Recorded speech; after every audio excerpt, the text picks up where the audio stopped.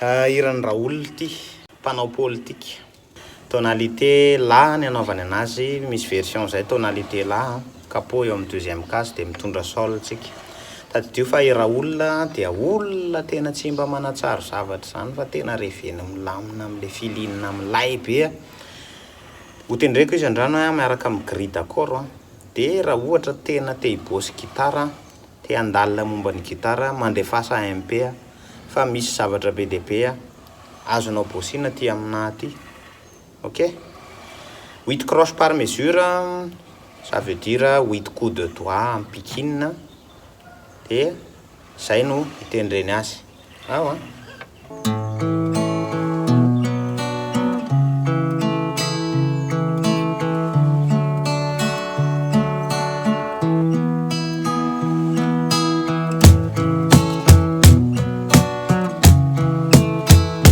Iraiko izy ny grille d'accord misoratra eo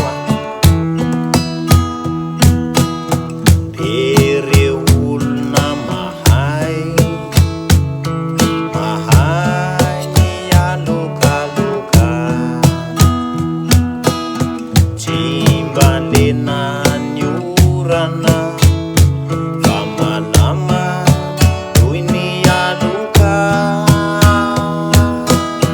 kapaina tsy tafery,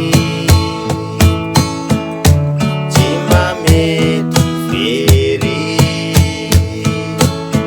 mahay manafosafo,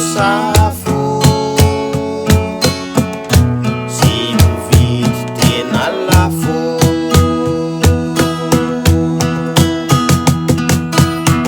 dia fitaovana ampiasainy eny vola io ihany, ny misy olelaka ty hainy, fomba ny hoatrany izy aneka mpanao politika, masika de masika,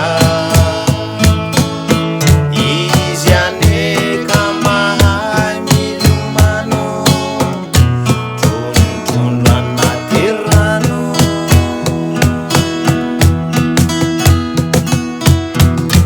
zava-misy iainana izany, aiza misy anao, fomba misy manerana ny tany, ny vahoaka matao kilalao, izy aneka mpanao politika, mahay miovapika, izy aneka mahay milomano, tsy mampiditra andrano.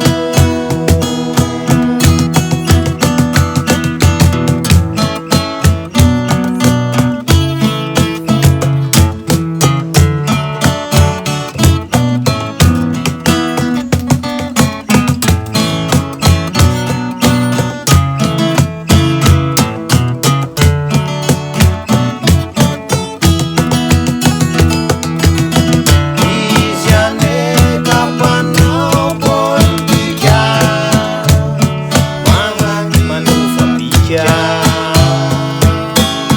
izy aneka mahay milomano, tsy mampiditra andrano.